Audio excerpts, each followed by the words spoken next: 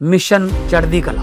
और मैं भारत के हर नागरिक को, उद्योगपति को, चैरिटेबल ट्रस्टों को, कलाकारों को, पूरी दुनिया में बसते पंजाबियों को, बहन भाइयों को दिल से अपील करता हूँ, आओ पंजाब को दोबारा अपने पांव पे खड़े करने का टाइम आ गया है। पुनर्वास में और रिस्ट्रक्चर में पंजाब का साथ दीजिए। मैं वचन देता हूँ, जो भी आप मेहनत की कमाई से 1 रुपया भी अगर निकालोगे तो 1.25 रुपया बना के हम पारदर्शिता और ईमानदारी से इस्तेमाल करेंगे। और जानकारी चाहिए तो rangla.punjab.gov.in ये वेबसाइट पे जा सकते हैं, सब कुछ डिटेल मिल जाएगा। आओ मिलकर हाथ से हाथ जोड़ के एक ऐसा पुण्य उसमें योगदान डालें और बता दें दुनिया को कि पंजाब किसी भी संकट के सामने हारता नहीं है। नमस्कार, मैं पंकज प्रसून। दोस्तों, राजनीति का अजीब दौर है। एक और वो शक्तियां हैं जो कि भारत के निर्माण में लगी हुई हैं, दूसरी ओर वो शक्तियां जो भारत को बर्बाद करने में, इसके विनाश में लगी हुई हैं। क्या अजीब इत्तेफाक है कि जिस दिन भारत ने अपना स्वदेशी माइक्रोसॉफ्ट यानी जोहो लॉन्च किया, जिस दिन रेल मंत्री अश्विनी वैष्णव पहली बार भारत के सॉफ्टवेयर जोहो पर प्रेजेंटेशन बनाकर लाए, उसी दिन देश का एक हिस्सा जल रहा था। वो हिस्सा सेंसिटिव हिस्सा है, लेह लद्दाख है, और उस जलाने की घटना को जेनजी रिवॉल्यूशन कहा जा रहा है। राजनीति का बड़ा अजीब दौर है कि जिस बिहार की राजधानी पटना में कांग्रेस वर्किंग कमेटी की बैठक चल रही थी, उसी पटना में एक नया नौजवान जो एक राजनीतिक पार्टी बनाकर लड़ रहा है और जिसका दावा है कि मैं बिहार बदल दूंगा, वो एक बेहद आपत्तिजनक जातिगत टिप्पणी करता है। इस देश के दलितों के बारे में डिमीनिंग शब्दों का इस्तेमाल करता है। राजनीति का बड़ा अजीब दौर है।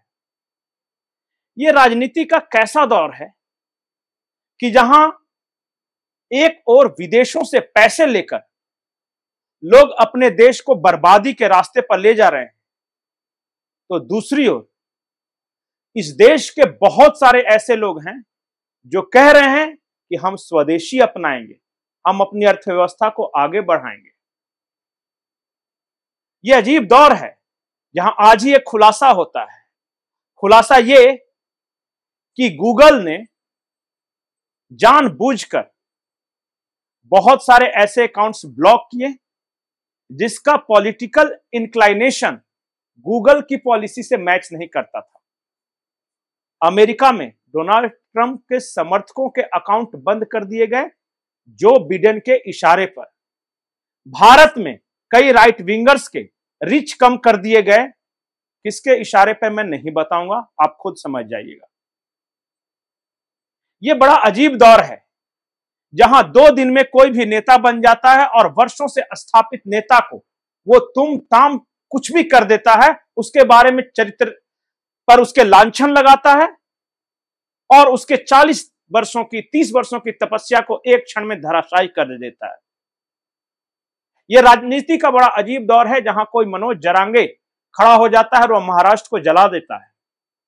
अचानक कोई प्रशांत किशोर आ जाता है और साल 2 साल में वो पूरे बिहार को मत डालता है और वर्षों से स्थापित नेताओं पर ऐसे ऐसे लांछन लगाता है कि आज तक किसी ने नहीं लगाया। यह राजनीति का बड़ा अजीब दौर है कि जब एक केजरीवाल अचानक अन्ना आंदोलन की बदौलत सत्ता के शीर्ष पर पहुंचता है और अगले ही क्षण उस सत्ता से गिरते ही वो ऐसा फिसलता है कि आज उसका कोई नाम लेने वाला नहीं। राजनीति का बड़ा अजीब दौर है। देश क्रूशियल समय से गुजर रहा है। आपको फैसला करना है कि आप निर्माण वाली शक्ति बनेंगे या विनाश वाली शक्ति। आपको अपने देश से प्यार है या सिर्फ किसी पार्टी, किसी नेता से इतनी नफरत है कि उसको सत्ता से हटाने के लिए अपने देश में आग लगा देंगे। यह अजीब दौर है दोस्तों, जब किसी एक शहर में आई लव मोहम्मद के नाम से एक चिंगारी निकलती है और देखते ही देखते देश के कई शहरों में फैल जाती है और तोड़फोड़ शुरू हो जाती है। ये सारा तोड़फोड़ करने वाले, चाहे वो लद्दाख के नाम पे या जेनजी के नाम पे या आई लव मोहम्मद के नाम पे एक खास राजनीतिक पार्टी के सपोर्टर हैं। निशिकांत दुबे भारतीय जनता पार्टी के नेता हैं। उन्होंने दावा किया है कि लद्दाख में भारतीय जनता पार्टी का ऑफिस जलाने वाला कांग्रेस का कार्यकर्ता था और उसने हजारों लोगों की भीड़ का नेतृत्व किया। आरोप यह है कि प्रशांत किशोर ने बिहार के दलितों को एक तरह से गाली दी। आरोप यह है कि आई लव मोहम्मद के नाम पर इस देश के कई शहरों में दंगे फसाद करने वालों के पीछे एक खास तरह की पॉलिटिकल शक्ति लगी हुई है। आप सोशल मीडिया पे चले जाइए, कोई देवी दुर्गा के बारे में अपशब्द कह रहा है, तो कोई ब्राह्मणों का कार्टून बना रहा है, कोई दलितों को गाली दे रहा है, और ये सारे के सारे काम करने वाले एक खास इकोसिस्टम के लोग हैं जो किसी भी कीमत पर इस देश की सत्ता से नरेंद्र मोदी को हटाना चाहते हैं। क्योंकि एक बार नरेंद्र मोदी हटा तो उनका निष्कंटक राज होगा। एक बार फिर से वही दौर लौटेगा जब दिल्ली से चला 1 रुपया जनता तक पहुंचते पहुंचते 15 पैसे हो जाएगा। एक बार फिर वही दौर लौटेगा जब हर दिन अखबारों में एक विज्ञापन छपता था कि किसी भी अनजान वस्तु को न छुएं, उसमें बम हो सकता है। एक दिन फिर वही दौर लौटेगा जब देश के अलग अलग शहरों में बम धमाकों की खबर आएगी। वो चाहते हैं कि नरेंद्र मोदी न हो ताकि एक बार फिर से वही दौर लौटे जब लोग राशन की दुकानों में एक शक्कर के लिए कोटा सिस्टम लागू था और वो लाइन में लगा करते थे। कुछ लोगों को इस बात से समस्या है कि इस देश के 35 करोड़ लोग गरीबी रेखा से ऊपर कैसे आ सकते हैं। आखिर कौन सी वो निर्माण की शक्ति है जो 35 करोड़ लोगों को गरीबी रेखा से ऊपर लेके आ जाए। दुख है उन्हें कि उनके परिवार का शासन कैसे चला गया। दुख यह है कि इस देश में सिर्फ 15 परिवारों का राज था।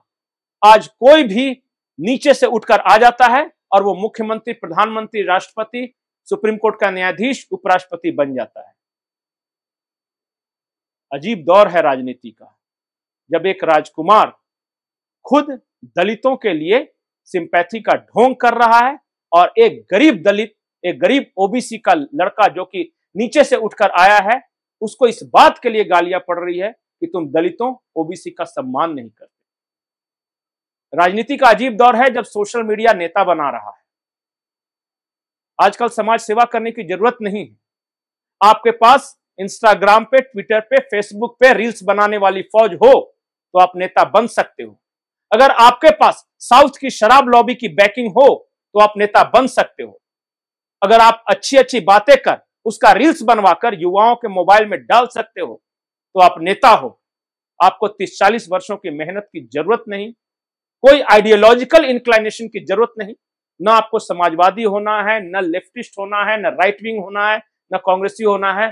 बस आप सोशल मीडिया इन्फ्लुएंसर हो तो अपने आप को नेता कह सकते हो। ये देश की राजनीति का खतरनाक दौर है। हमें धैर्य रखना होगा, संभल कर रखना होगा और मां भारती परम वैभव के शिखर पर पहुंचे, इस बात की कामना करते रहना होगा। नमस्कार।